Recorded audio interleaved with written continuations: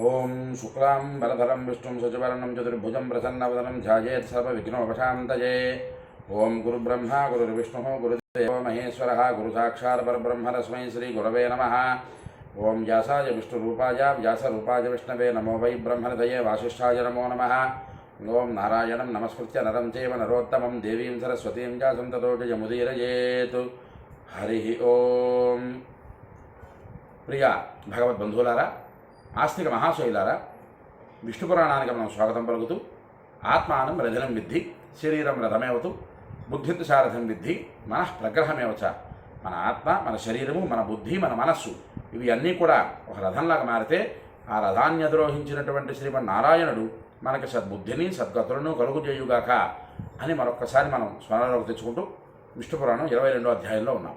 ఈ 22వ అధ్యాయంలో కిందటి శ్లోకం, కిందటి వీడియోలో చెప్పుకునేటటువంటి శ్లోకం అక్కడి నుంచి ప్రారంభం చేసుకుంటూ, ఏవం ప్రకారమమలం నిత్యం వ్యాపకమక్షయం సమస్త భేదరహితం విష్ణువాక్యం పరమం పదం. సమస్త భేదరహితం, విష్ణువు అనేటటువంటి బ్రహ్మ పదార్థానికి ఎలాంటి భేదములు ఎవరి పట్ల ఉండవు. ఒక్కొక్క శ్లోకము ఒక్కొక్క మచ్చుతోన, కానీ ఒకటికి 10 సార్లు నేను ఎందుకు చెప్తున్నానంటే, విష్ణు పురాణం భగవన్నారాయణుడు శ్రీమన్నారాయణ స్వామి ఎలాంటి భేదములు లేనటువంటి వాడు. ఎందుకు భేదములు లేనటువంటి వాడు? తను వేరు ప్రకృతి వేరు కాదు, తను వేరు ప్రకృతి వేరు అనేటటువంటి భావనలో లేనివాడు. కాబట్టి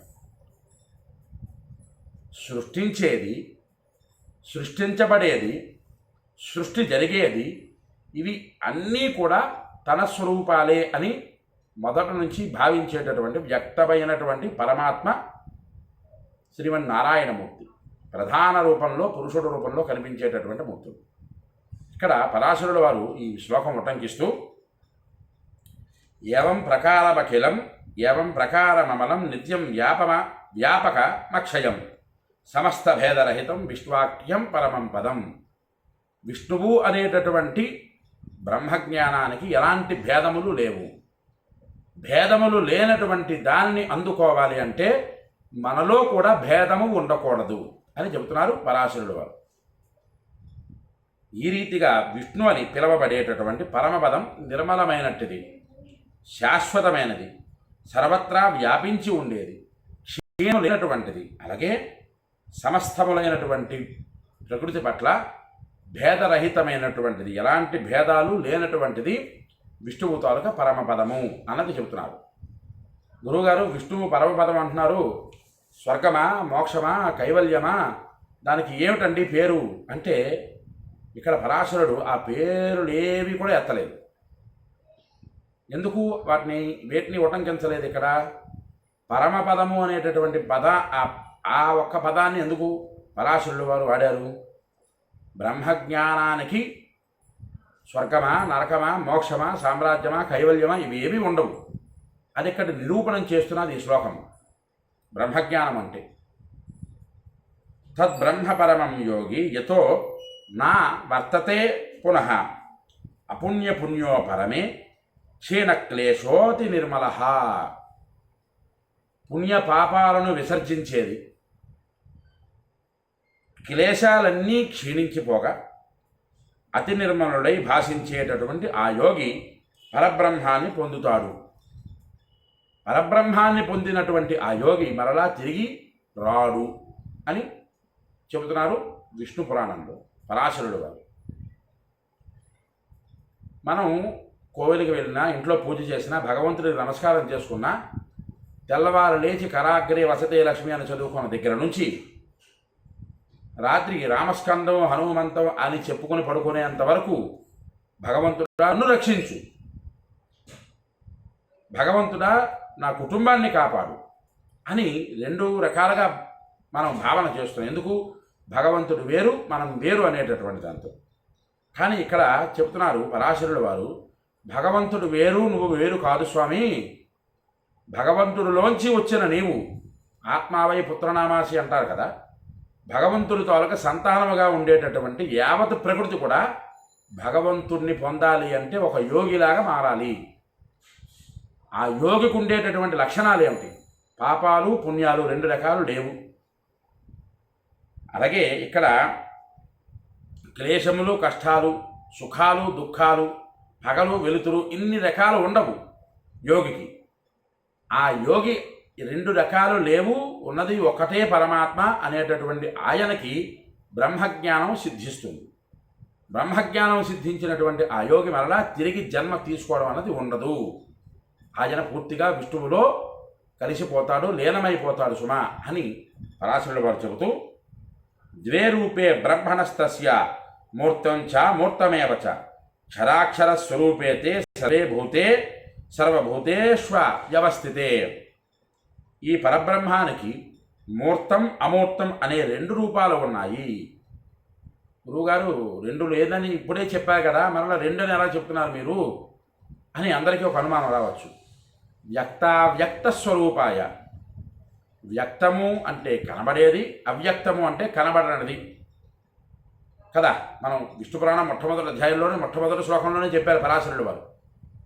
మాంసనేత్రాదులతో కనిపించేటటువంటి పదార్థములన్నీ వ్యక్త రూపములే. ఆ వ్యక్త రూపాలకి ముందు ఉండేటటువంటి వారు అవ్యక్తమూర్తి అయినటువంటి విష్ణువు. ఆ విష్ణువు నుంచి ప్రధానము, ప్రధానం నుంచి పురుషుడు, పురుషుడు నుంచి గుణత్రయాలు, ఇవన్నీ కూడా సృష్టి క్రమంలో వచ్చాయి అని చెప్పుకున్నాం కదా. ఇందాకలా ఈ కిందాకటి శ్లోకంలో రెండు భేదాలు లేవు కదా, ఇక్కడ మీరు రెండింటిని ఎందుకు చెప్తున్నారు గురువుగారు అంటే, ఇందాకలు చెప్పినటువంటివి భేదాలు, ఇప్పుడు చెబుతున్నటువంటిది భేదాలు కాదు, విష్ణువు తాలూకా అంశలు. పరబ్రహ్మానికి మూర్తము అమూర్తము అని రెండు రూపాలు ఉన్నాయి. అదే కాక క్షరం అక్షరం అనేటటువంటి స్వరూపాలతో సకల ప్రాణులలోనూ ఆయనే నిండి ఉన్నారు. క్షరము అక్షరము అనేటటువంటి ఆ ఒక్క పదం గురించి మనం చెప్పుకున్నామంటే ఇంచుమించుగా 10-15 వీడియోలు తినేస్తుంది అది. అది దానికోసం ఎదరగట్టంలో మనం చెప్పుకున్నాం. క్షరం అక్షరం అనేటటువంటిది. అక్షరం తత్పరం బ్రహ్మ, క్షరం సర్వమిదం జగతు. ఏకదేశ స్థిత స్యాగ్నే జ్యోత్స్నా విస్తారణీ యథా పరస్య బ్రహ్మణ శక్తిస్తదేతదఖిలం జగతు తత్రాప్యాసన్ దూరత్వాద్ బహుత్వ స్వల్పతామయః జ్యోత్స్నా భేదోస్తి తచ్చక్తే తద్వన్ మైత్రేయ విద్యతే. ఓ మైత్రేయ మహర్షి అని పరాశరుడు వారు ఆయన్ని సంబోధిస్తూ, మైత్రేయ విద్యతే, ఈ విద్య ఏదైతే ఉందో ఆ విద్య పరబ్రహ్మం అక్షరమైనటువంటిది. కనిపించేటటువంటి ప్రతి పదార్థము పరబ్రహ్మమే. ఈ సర్వ జగత్తు కూడా క్షరమైనట్టిది. చాలా ఇక్కడ భేదాలు చూపిస్తున్నారు పరాశరుడు వారు. ఈ క్షరము అక్షరం అన్న దాని గురించి వచ్చేటటువంటి వీడియోలో చెప్పుకుందాం.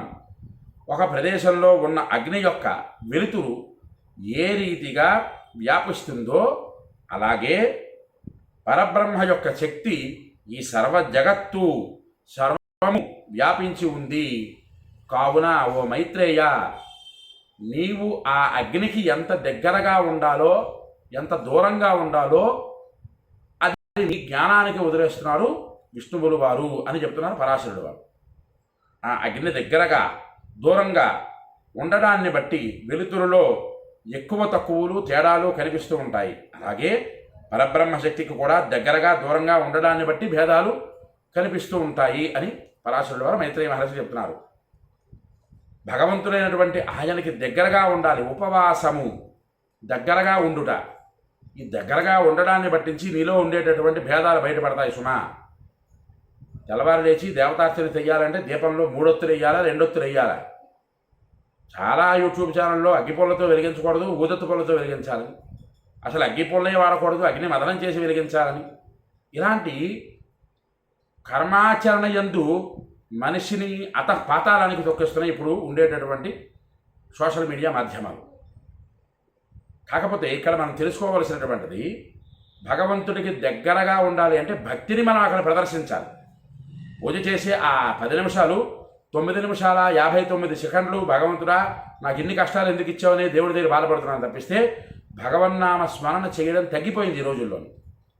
ఆ దోషం మనకి తగలకుండా ఉండాలి అంటే భగవంతుడి పట్ల భక్తిగా ఉండి పూజలు చేయండి అని ఆ అగ్నికి దగ్గరగా ఉండడం కానీ దూరంగా ఉండడం కానీ మీ జ్ఞానానికే వదిలేస్తున్నాను సుమా అని పరాశరుడు వారు మనకి చెప్పి చెప్పకనే కనిపిస్తున్నారు ఇక్కడ. అయితే మరలా ఇక్కడ 2 శ్లోకాలు పరాశరుడు వారు ఉటంకించారు, అద్భుతమైనటువంటి శ్లోకాలు. బ్రహ్మ విష్ణు శివ బ్రహ్మన్ ప్రధాన బ్రహ్మదక్తయ తతశ్చ దేవ మైత్రేయ న్యూన దక్షాదయస్తత తతో మనుష్యా పశవో మృగపక్షి సరీసృపా న్యూనతరాస్యైవ వృక్షగుల్మాదయస్తత.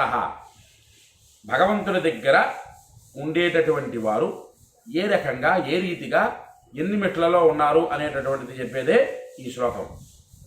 ఓ మైత్రేయ మహర్షి, బ్రహ్మ విష్ణువు శివుడు ఇవి 3 కూడా పరబ్రహ్మము యొక్క ప్రధాన శక్తులు. విష్ణువులోంచి పుట్టినటువంటి బ్రహ్మ నుంచి సృష్టి స్థితి లయములు కలిగాయి. స్థితి చేసే విష్ణువు కూడా పరబ్రహ్మంలోంచి వచ్చినటువంటి వారు. లయం చేసే రుద్రుడు కూడా విష్ణువు తాలూకా అంశంలోంచి వచ్చినటువంటి వారు. ఈ 3ంటిని నడిపించేటటువంటిది విశ్వవ్యాప్తమైనటువంటి విష్ణువు అని చెబుతూ మైత్రేయ, ఈ 3 మొట్టమొదలుగా పరబ్రహ్మ శక్తిని గురించి ఎరిగి వారు 3 కూడా బ్రహ్మజ్ఞాన సాధన చేస్తూ ఉండేటటువంటి వారు అని చెబుతూ అంతకన్నా దిగువ స్థాయిలో ఎవరున్నారో చెబుతున్నారు ఇక్కడ.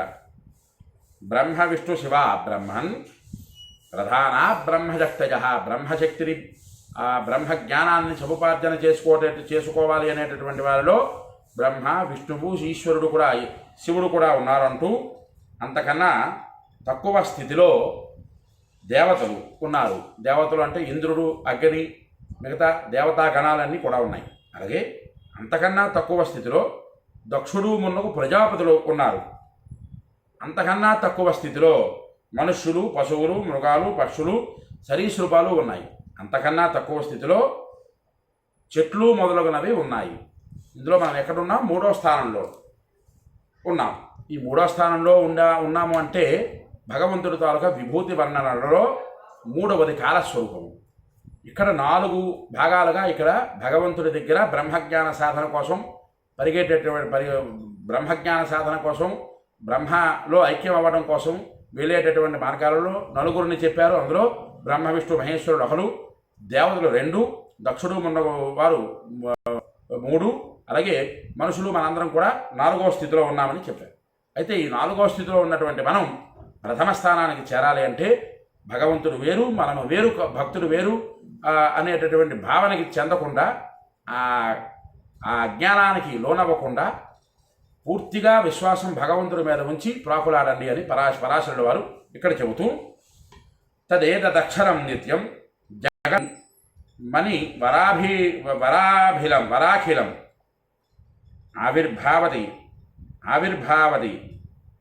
ఆవిర్భావ తిరోభావ జన్మనాశ వికల్పవతు. ఓ మునివర మైత్రేయ, ఈ విధంగా సమస్త జగత్తు వెలువడుతూ ఉండడం, అలాగే మరుగుపడుతూ ఉండడం, పుడుతూ ఉండడం, నశిస్తూ ఉండడం వంటి మార్పులు ఉన్నా ఇది అక్షరమైనట్టిది, శాశ్వతమైనట్టి ప్రక్రియ ఇదంతా కూడా అని పరాశరుడు వారు చెబుతూ ఉన్నారు. అలా చెప్పిన తర్వాత ఇంకా 2 శ్లోకాలు పరాశరుడు వారు చెబుతారు. సర్వశక్తిమయో విష్ణు స్వరూపం బ్రహ్మణో పరం మూర్తం యత్ యోగిభిః పూర్వం యోగారంభేషు చింత్యతే సారంభనో మహాయోగః సబీజో యత్ర సంస్థితః మనస్య వ్యాహతే సమ్యక్ యుజ్ఞతాం జాయతే మునే అని పరాశరుడు వారు ఉటంకిస్తూ బ్రహ్మము యొక్క మరో మూర్త స్వరూపం సర్వశక్తిమయుడైనటువంటి విష్ణువు. యోగులచే మొదట యోగాభ్యాస ప్రారంభ స్థానంలో ఆ మూర్తి స్వరూపమే ధ్యానించబడుతూ ఉంటుంది.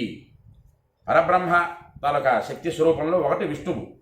సమస్తమైనటువంటి యోగులు, సిద్ధులు, సాధ్యులు అందరూ కూడా ఆయన్ని అభ్యసిస్తూ ఉంటారు, ఆయనకి నమస్కరిస్తూ ఉంటారు, ఆయన ద్వారా కైవల్యాన్ని పొందుతూ ఉంటారు. ఓ మునీశ్వర, ఆ విష్ణువునందు చక్కగా ఏకాగ్రమైనటువంటి మనస్సు లగ్నం చేసేటటువంటి మానవుడు దివ్య విషయంతో కూడిన శుభాలంబనంతో కలిసిన మంత్రానుసంధానయుక్తమైన సబీజమైన మహాయోగం సమాధిలో చేకూరుతుంది.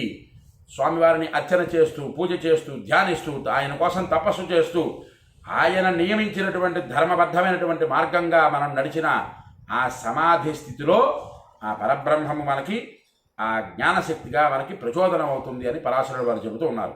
ఇక్కడితో ఈ ఘట్టం ఇలా ఆపుకుందాం. ఇంకా మనం చెప్పుకున్నామంటే చాలా విశేషణాలు ఇంకా ఉన్నాయి ఈ 22వ అధ్యాయంలో.